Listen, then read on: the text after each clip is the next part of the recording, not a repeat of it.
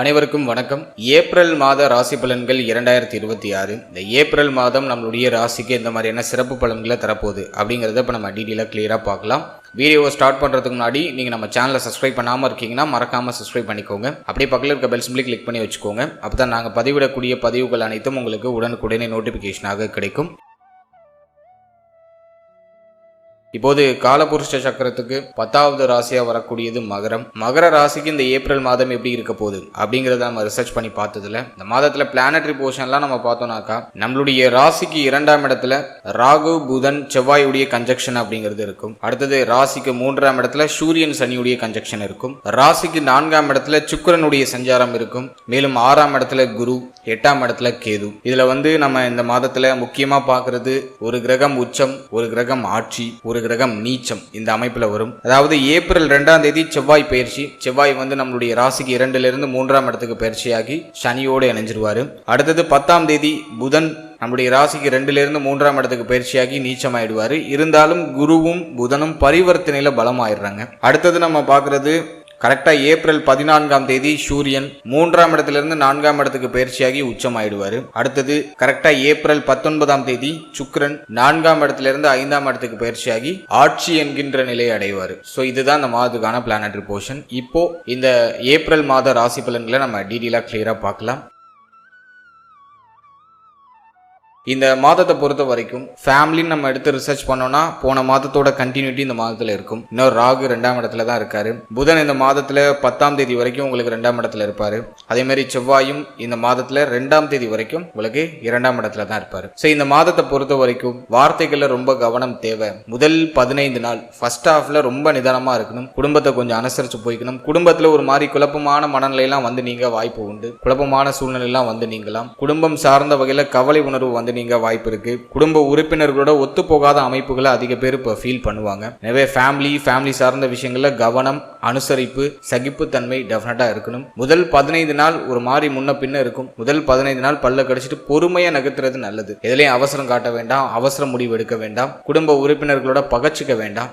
எல்லாரையும் கொஞ்சம் அரவணைத்து பொறுமையை கடைபிடித்து நம்ம செயல்படுறது ரொம்ப நல்லது. 15ஆம் தேதிக்கு பிறகு ஃபேமிலி ரீதியா இருக்கிற குழப்பங்கள்லாம் ஓரளவுக்கு குறைய ஆரம்பிக்கும். இந்த பிரச்சனைகள்லாம் ஓரளவுக்கு நியூட்ரல் ஆகும். அதை நம்ம நல்லா உணர முடியும். அடுத்தது நான் பார்க்கறது குடும்பம் சார்ந்த வகையில ஃபர்ஸ்ட் நம்ம இளைய சகோதர சகோதரிகள் சார்ந்த விஷயங்கள கவனமா இருந்துக்கணும். இளைய சகோதர சகோதரிகள், அக்கம் பக்கத்துல இருக்கிறவங்க, அண்டை அயலாளர்கள், இவங்க கூட எல்லாம் ஏதாச்சும் மன வருத்தம் நீங்க வாய்ப்பு உண்டு.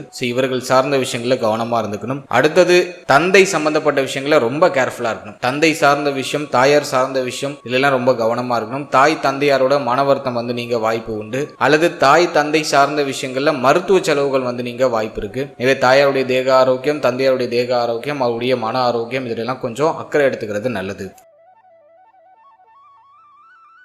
அடுத்ததாக இந்த மாதத்துல தொழில், உத்தியோகம், பொருளாதாரம் இதெல்லாம் நம்ம ரிசர்ச் பண்ணி பார்த்த வரைக்கும் ஃபர்ஸ்ட் நம்ம உத்தியோகத்தை எடுத்து பார்த்தோம்னாக்கா உத்தியோகத்துல கவனமா இருக்கணும். உத்தியோகத்துல எதுவும் பெருசா பாசிட்டிவா சொல்ற மாதிரி இல்ல, ஒரு மாதிரி டல்லா தான் போகுது. புதன் நீச்சமாகிறாரு. பரிவர்த்தனையில பலமானாலும் அது பெருசா யூஸ் ஆகாது. குறிப்பா மேல் அதிகாரிகள், உங்களுடைய சக ஊழியர்கள், உங்க கூட வேலை பார்க்கறவங்க, இவங்க கிட்ட எல்லாம் கொஞ்சம் கவனமா இருக்கணும், அனுசரிச்சு போகணும். இவங்க கூட எல்லாம் ஏதாச்சும் கருத்து போராட்டம், முரண்பாடான சூழ்நிலைகள்லாம் நீங்களாம். எனவே உத்தியோகம் சார்ந்த விஷயம், நீங்க பணிபுரியக்கூடிய இடம், அந்த சூழ்நிலை சம்பந்தப்பட்ட விஷயம், இதெல்லாம் கொஞ்சம் விழிப்புணர்வோடு இருக்கணும். யார்கிட்டையும் பகை உணர்வு பாராட்டாம இருக்கிறது நல்லது. குறிப்பா மேல அதிகாரிகளோட ஒரு மாதிரி முரண்பாடான சூழ்நிலைகள்லாம் போகலாம். எனவே இந்த மாதத்துல உத்தியோகத்துல கொஞ்சம் கவனமா இருந்துக்கணும். அவசர முடிவு, அவசர மாற்றம், உணர்ச்சி வசப்பட்டு முடிவெடுக்கிறது, இதெல்லாம் உத்தியோகத்துல இல்லாம பாத்துக்கிறது ரொம்ப நல்லது. குறிப்பா உங்களுடைய கோப உணர்வுகளை நீங்க கண்ட்ரோலா வச்சுக்கணும். அது ரொம்ப முக்கியமான ஒரு விஷயம். உத்தியோகத்துல போக்கஸ் பண்ண முடியல, ஒரு மாதிரி எனக்கு ஃபேமிலி பிரஷர் ஒரு பக்கம் இருக்கு, அங்கேயும் இங்கேயும் அலைய வேண்டிய சூழ்நிலை இருக்கு, கரெக்டா என்னால உத்தியோகத்தை தொடர்ச்சியா என்னால பண்ண முடியல, உத்தியோகத்துல நிறைய லீவ் எடுக்க வேண்டிய சூழ்நிலை வருது, இப்படிங்கிற மாதிரியான கம்ப்ளைண்ட்லாம் நிறைய இந்த மாதத்துல வரும்.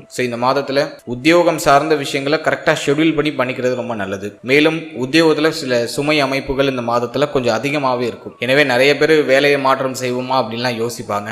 அவசர முடிவு, அவசர மாற்றம் இந்த மாதத்துல பர்டிகுலரா உத்தியோகம் சார்ந்து எடுக்க வேண்டாம். அடுத்தது தொழிலை பொறுத்த வரைக்கும் இந்த மாதத்துல முதல் 19 நாட்கள் கொஞ்சம் கவனமா இருக்கணும். தொழில பெருசா தொய்வு நிலை இல்ல, எல்லாத்தையும் சமாளிக்கிறீங்க, நகர்த்துறீங்க. இருந்தாலும் உங்களால தொழில போக்கஸ்டா இருக்க முடியல அப்படிங்கிற ஒரு சின்ன கம்ப்ளைண்ட் இருக்கு. மற்றபடி இந்த மாதத்துல ஜீவனாதிபதி ஆகப்பட்ட சுக்கிரன் உங்களுக்கு 4ஆம் இடத்துல இருக்காரு. சுக்கிரனுடைய பார்வை ஜீவனத்துல இருக்கும். தொழில மெயின்டைன் பண்ணிடுறீங்க, நல்லா அப்படியே அழகா நகர்த்திட்டு வந்துடுறீங்க. 19ஆம் தேதி வரைக்கும் கொஞ்சம் சுமையா இருக்கிற மாதிரி இருக்கும். 19ஆம் தேதிக்கு பிறகு எல்லாமே நியூட்ரல் ஆயிடும். தொழில உயர்வு வந்துடும். ஏன்னா சுக்கிரன் ஆட்சி ஆயிடுவாரு.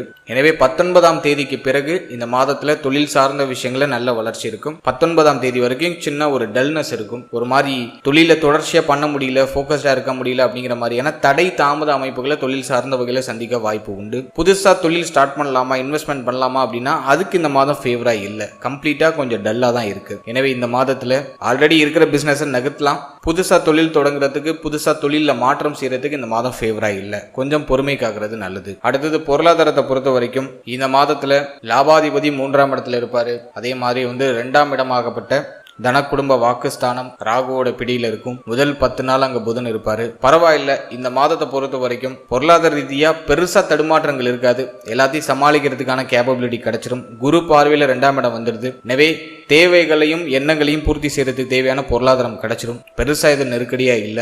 செலவுகள் எல்லாமே கண்ட்ரோல் ஆக ஆரம்பிக்கும். பொருளாதார ரீதியா இருக்கக்கூடிய அந்த தடுமாற்றம், தொய்வு நிலை இதெல்லாம் ஓரளவுக்கு குறைய ஆரம்பிக்கும். எனவே பொருளாதார நெருக்கடிகள் குறையும். மேலும் கடன் சார்ந்த விஷயங்கள சிந்தனை அதிகமா போகும். கடன் இருக்கு அப்படின்னா கடனை கட்டி முடிக்கிறதுக்கான வாய்ப்பு கிடைக்கும். சுப விரைய கடன் ஏதாச்சும் கடந்த காலகட்டங்களில் வாங்கியிருக்கலாம். அந்த கடனை கட்டி முடிக்கிறதுக்கு முயற்சி பண்ணுவீங்க. அதுல ஒரு நல்ல வெற்றியும் கிடைக்கும். எனவே பொருளாதார ரீதியா ஒரு நல்ல மாற்றம், பொருளாதார சுமை இதெல்லாம் இந்த மாதத்துல ஓரளவுக்கு குறைய ஆரம்பிக்கும். அதை நான் உங்களுக்கு இந்த மாதிரி ஒரு பாசிட்டிவா பாக்குறேன். அடுத்தது திருமண முயற்சி, திருமண வாழ்க்கை இதெல்லாம் நம்ம ரிசர்ச் பண்ணி பார்த்ததுல 7ஆம் பாவகம் பெருசா பாதிக்கப்படலை. அதை நான் உங்களுக்கு ஒரு பெரிய அட்வான்டேஜா பாக்குறேன். திருமண முயற்சிகளை தாராளமா செய்யலாம். திருமண முயற்சிகளை சுப செய்தி உண்டு. இந்த முயற்சிக்கான அங்கீகாரம் டெஃபினட்டா உண்டு. கொஞ்சம் அலைச்சல் அதிகமா இருக்கும். 8ஆம் அதிபதி உங்களுக்கு 3ல இருக்கிறதுனால குறுகிய கால பயணம், கொஞ்சம் அலைச்சல் இதெல்லாம் கொஞ்சம் அதிகமா இருக்கும். திருமண முயற்சிகள் ஒரு மாதிரி அலைச்சல் நிறைந்ததா இருக்கிறதுக்கு வாய்ப்பு இருக்கு. அது மட்டும்தான் நான் ஒரு சின்ன மைனஸா பாக்குறேன். மற்றபடி இந்த மாதத்துல திருமண முயற்சி செய்யலாம். சுப செய்தி மிக விரைவாகவே உங்களுக்கு கிடைச்சிடும். அடுத்தது நம்ம பாக்குறது திருமண வாழ்க்கை. திருமண வாழ்க்கையை பொறுத்த வரைக்கும் இந்த மாதத்துல முதல் 15 நாள் கொஞ்சம் கவனமா இருக்கணும். வாழ்க்கை துணையுடைய தேக ஆரோக்கியம், மன ஆரோக்கியம், அவருடைய உறவு நிலை,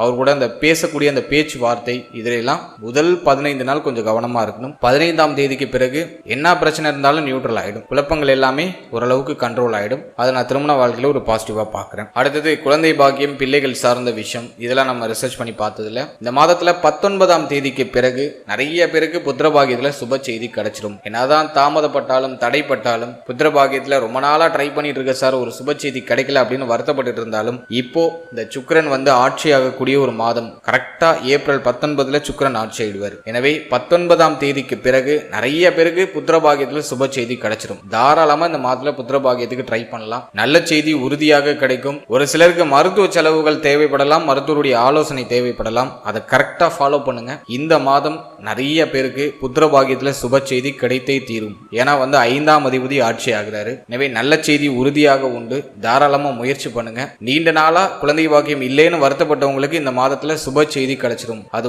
உங்களுக்கு ஒரு இனிமையான ஒரு தகவலா நான் சொல்றேன். அடுத்தது பிள்ளைகள் சார்ந்த விஷயங்களை பொறுத்த வரைக்கும் பிள்ளைகளுக்கு ரொம்ப நாளா சுப விஷயம் பண்ணணும்னு ஆசைப்பட்டு இருக்கீங்க. அது தள்ளி போகுதுன்னு வருத்தப்பட்டு இருந்தவங்களுக்கு இந்த மாதம் ஏப்ரல் 19ஆம் தேதிக்கு பிறகு சுப செய்தி கிடைச்சிடும். பிள்ளைகளுக்கு மங்கள மாற்றங்கள் செய்யறதுக்கு ஏதுவா இருக்கு. பிள்ளைகளுடைய வளர்ச்சி ரொம்ப சிறப்பாக இருக்கும். பிள்ளைகள் சார்ந்த கவலைகளுக்கு ஒரு சின்ன முற்றுப்புள்ளி வந்துடும். பிள்ளைகளுடைய ஒத்துழைப்பு, பிள்ளைகளுடைய ஆறுதல் இதெல்லாம் இந்த மாதத்துல உங்களுக்கு பரிபூர்ணமா கிடைக்கும். பிள்ளைகளால உங்களுடைய கௌரவம், உங்களுடைய பெயர் புகழ் இதெல்லாம் உயரக்கூடிய ஒரு மாதமா நான் பாக்குறேன்.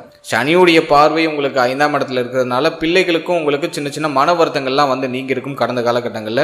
அதெல்லாம் இந்த மாதத்துல ஏப்ரல் 19க்கு பிறகு சரி செய்யப்படும். பிள்ளைகளோட இருந்த மன வருத்தங்கள், மன கவலைகள், பிள்ளைகளால் ஏற்பட்ட மன உளைச்சல் எல்லாமே ஏப்ரல் 19க்கு பிறகு சரியாகும். பிள்ளைகள் சார்ந்த வகையில உங்களுக்கு என்ன கவலை இருக்கோ அந்த கவலை இந்த மாதத்துல ஏப்ரல் 19க்கு பிறகு நிவர்த்தி ஆகும். எனவே பிள்ளைகள் சார்ந்த வகையில நல்ல உயர்வு உண்டு. மேலும் பிள்ளைகளுடைய எதிர்காலம் பற்றி இருந்த கவலைகள்லாம் குறைய ஆரம்பிக்கும். அதெல்லாம் இந்த மாதத்துல நான் ஒரு பாசிட்டிவா பாக்குறேன். அடுத்தது காதல் உறவுன்னு நம்ம பார்க்கும்போது இந்த மாதத்துல ஏப்ரல் 19க்கு பிறகு காதல் உறவு சார்ந்த வகையில் இருந்த குழப்பங்கள், பிரச்சனைகளுக்கு ஒரு முற்றுப்புள்ளி வந்துடும். காதல் உறவால ஏற்பட்ட மன உளைச்சல்லாம் சரியாகும். காதல் உறவு திருமண உறவாக மாறுவதற்கான அறிகுறிகள் இந்த மாதத்துல தென்படும். ஸோ அதையும் நான் ஒரு பாசிட்டிவா பார்க்குறேன். அடுத்தது நம்ம பார்க்கறது ஸ்டூடெண்ட்ஸ், மாணவ மாணவிகளுக்கு இந்த மாதம் எப்படி இருக்கும் அப்படின்னு நம்ம பார்த்தோம்னாக்கா செவ்வாய் வந்து சனியோடு இணைஞ்சு 3ஆம் இடத்துல தான் இருக்காரு. அது ஓரளவுக்கு நமக்கு நல்லது தான். இதுவும் பெருசா நெகட்டிவா இல்லை. எனவே இந்த மாதத்தை பொறுத்த வரைக்கும் கல்வி சார்ந்த விஷயங்கள சின்ன சின்ன தடுமாற்றங்கள் இருந்தாலும் அது ஸ்டூடெண்ட்ஸுக்கு பெருசாக பாதிப்பை கொடுக்காது.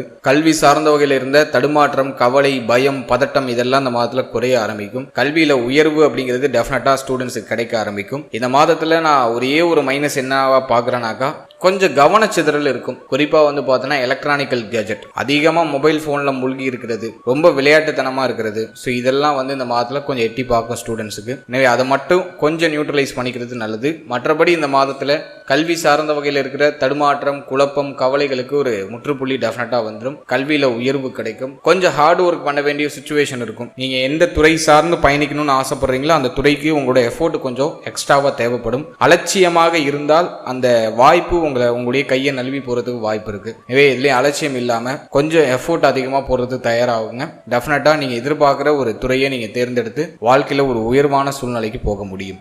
அடுத்தது நம்ம பார்க்கறது ஹெல்த்தை பொறுத்த வரைக்கும் குரு 6ல் இருக்கிறதும் குற்றம் தான். அதே போல வந்து பார்த்தோன்னா கேது 8ல் இருக்கிறதும் குற்றம் தான். ஹெல்த் ஒரு மாதிரி ஒரு சரியா இல்ல, ஒரு நிதானமா இல்ல, தேக ஆரோக்கியத்துல என்ன பண்ணுதுன்னே ஒரு புரிதல் இல்ல, மருத்துவ செலவு கண்ணா பின்னான் இருக்கு அப்படிங்கிற குறை மகரத்துக்கு அதிகமாகவே உண்டு.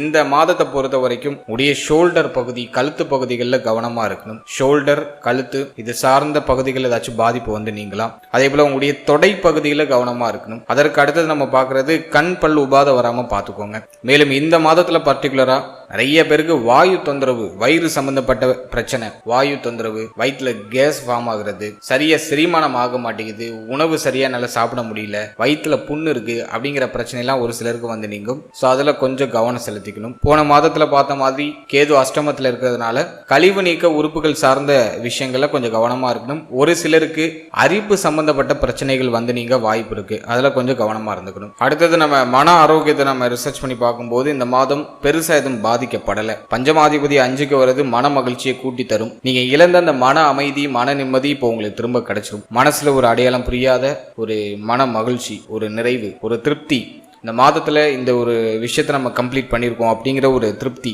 அதை வந்து இந்த மாதம் உங்களுக்கு உறுதியாக கொடுக்கும். எனவே மனசுல ஒரு மாதிரி மகிழ்ச்சியை இந்த மாதம் கூட்டி கொடுக்கும். எதுவும் பெருசா நெகட்டிவா இல்லை. ஸோ மன மகிழ்ச்சி, மன நிறைவு, மன நிம்மதி உங்களுக்கு திரும்ப கிடைக்கும். அது இந்த மாதத்துல நான் ஒரு பாசிட்டிவா பார்க்குறேன். ஓவராலா இந்த ஏப்ரல் மாதத்தை பொறுத்த வரைக்கும் பிளானட்டரி போர்ஷன்லாம் உங்களுக்கு ஆல்மோஸ்ட் ஃபேவரா தான் இருக்கு. எதுவும் பெருசா குற்றமா இல்லை. ஃபேமிலி சம்பந்தப்பட்ட விஷயம், வாழ்க்கை துணை சம்பந்தப்பட்ட விஷயம், இளைய சகோதர சகோதரிகள், தந்தை சம்பந்தப்பட்ட விஷயம், தாயார் சார்ந்த விஷயம், இதுல மட்டும்தான் சின்ன சின்ன வருத்தங்கள் இருக்கு. மற்றபடி எதுவும் பெருசா பாதிக்கப்படலை. இந்த மாதத்துல ஏதோ ஒரு விதத்துல நீங்க நீண்ட நாளா எதிர்பார்த்த ஒரு மகிழ்ச்சி செய்தி உங்களுடைய காதுக்கு வந்துடும். அதை நான் வந்து ஒரு பாசிட்டிவா பார்க்கிறேன். வாழ்த்துக்கள்.